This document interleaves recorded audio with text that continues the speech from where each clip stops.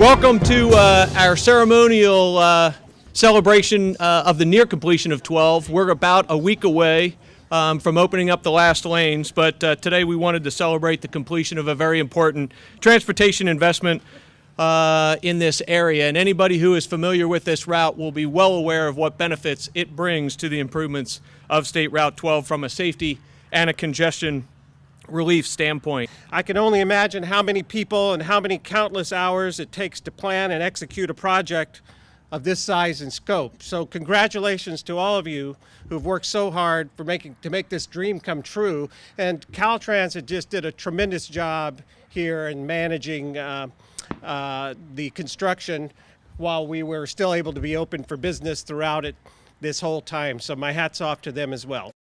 Thank you all very, very much, and congratulations. It's a great honor for me to be here, and it was a great honor for me to help with some of that early funding. We were able to get about $8 million in early money, and as they say, that early money works well for the planning and to get things going. And I can tell you, boy, have things got going.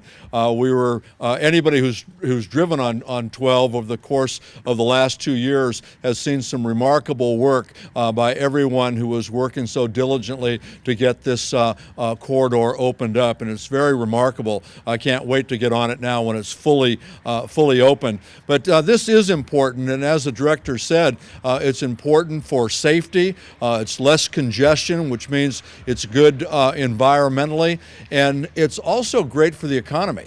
The best place that you can put money if you want to create jobs, help the middle class, and get the economy cooking again is in infrastructure. And this is a prime example of that. We need a good plan. The President has proposed one. It's called the Grow America Act. And it is a full transportation program. And included in that program is something that I really like.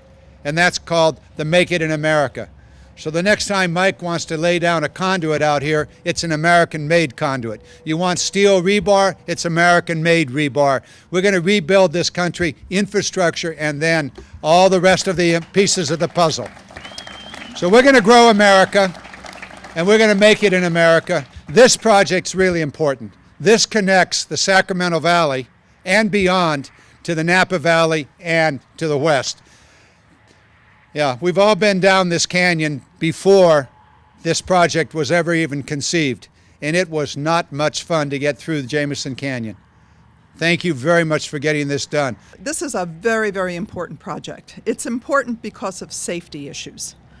Over the past 2 years, as I've gone back and forth between Solano and Napa counties using this road, I've been really amazed to watch it as a project, to watch the extraordinary movement of hills, of alignments, and all of this at the same time that there are thousands of cars that keep passing through on a daily basis. It really has been an extraordinary project to watch.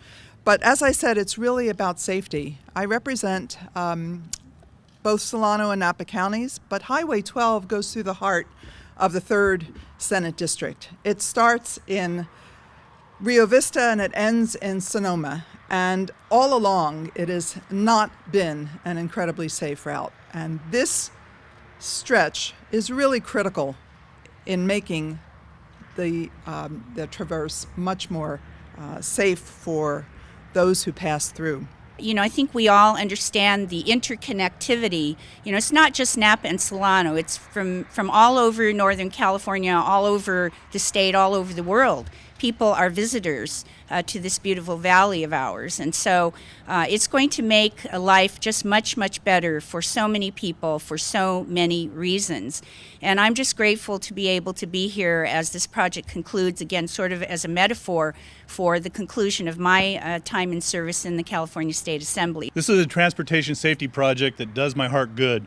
It doubles the number of lanes. With the addition of shoulders, more than doubles the capacity of the roadway, and adds physical barriers preventing head-on collisions. And a lot of you know that I lost a daughter in a head-on collision. And so the people that we're saving from this project alone will never know. But the ability to do so is just paramount.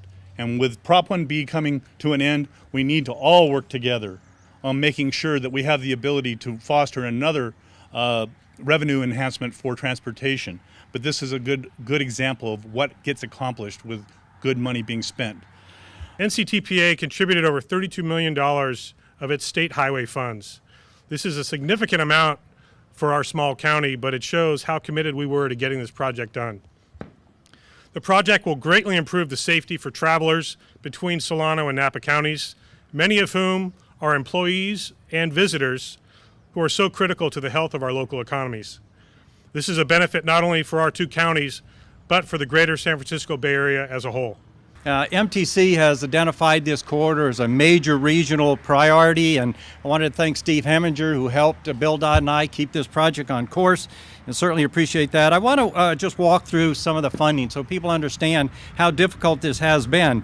You know, the first state funding, you remember Governor Gray Davis, the Traffic Congestion Relief Program, that supplied $7 million, and that really was the start of this project, and thanks to him. But this is a very complicated financing puzzle, and what made this a little bit more difficult was the fact that you have two counties, this straddles two counties, and having to work together. But as you went through this project, if you worked with both Solano and Napa counties on this project, the Transportation Authority Planning Agency, you really would have thought it was one agency. That's how well they work together.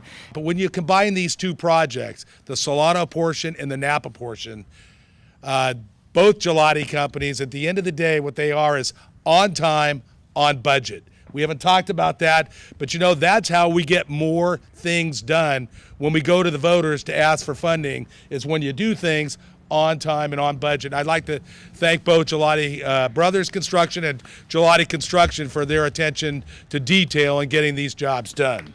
Thank you again for all being here. Thank you to our speakers. Thank you for helping us celebrate the near completion, the opening in about a week of Jameson Canyon Widening Project. So at this time, we're going to have a ribbon cutting ceremony right behind me, and I invite you all to come up and partake in that process.